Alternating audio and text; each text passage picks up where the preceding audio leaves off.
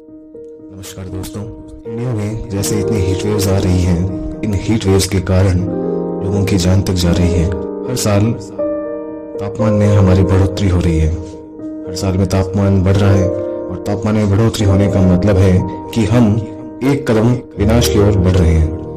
Concrete के जंगल इतने फैल चुके हैं कि बाग, खेत, खलियान सब जगह यही नजर आ रहे हैं। नए कारखाने, बिल्डिंग्स, एसी, गाड़ी, ये सब आग की तरह वातावरण में गर्मी पैदा कर रहे हैं। हीट वेव से प्रभावित होने वाले राज्य हैं पंजाब, हरियाणा, चंडीगढ़, उत्तर प्रदेश, मध्य प्रदेश, गुजरात, छत्तीसगढ़, महाराष्ट्र, और हिल्स एरिया में है हिमाचल प्रदेश, आसाम, अरुणाचल प्रदेश, वेस्ट बंगाल। यहाँ सब जगह तापमान जो है 40 डिग्री से ऊपर ही है।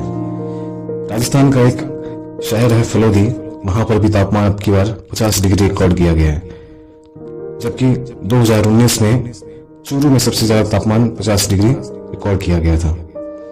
दोस्तों, लैंसन रिपोर्ट के अनुसार 1990 से 2019 तक जो गर्मी बढ़ी है वो 15% गर्मी बढ़ी है।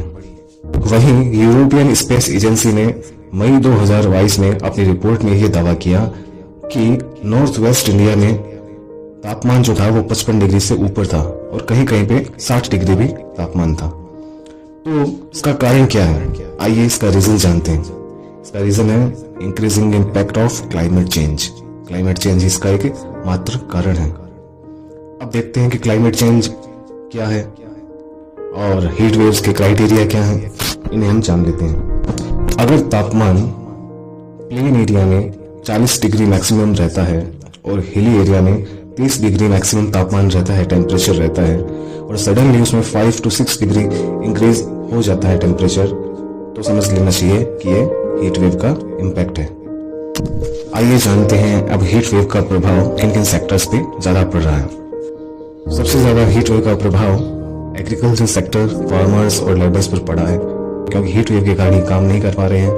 रबी सीजन में वीट प्रोडक्शन फार्मर्स का 6 to 7% डाउन हो चुका है और मिल्क प्रोडक्शन में 25% तक जो है वो डाउनफॉल आ सकता है भारत के डेयरी सेक्टर में बाय सेंचुरी। और इलेक्ट्रिसिटी की जो यूज है वो 30% ज्यादा बढ़ी है 2021 से।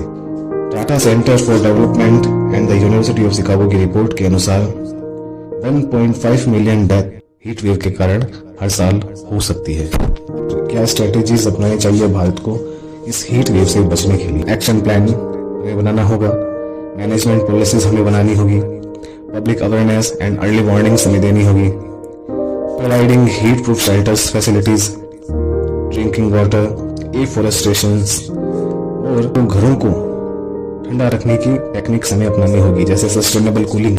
अगर आपके घर के छत के ऊपर डार्क रूफ है तो आपको वो हटानी होगी और व्हाइट कलर या व्हाइट पेंट वहां पे करना होगा। रिप्लेसिंग डार्क रूफ्स एक बहुत बड़ी टेक्निक अभी चल रही है घरों को ठंडा रखने के लिए। और गांवों की तुलना में शहर ज्यादा गर्म क्यों है, उसका एक बड़ा कारण ये भी है कि वहां पे डार्क रूफ्स हैं, रोड्स हैं, पार्किंग्स हैं।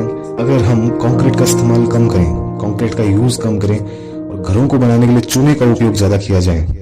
पुराने जमाने में जो घर होते थे वो चूने के बनते थे।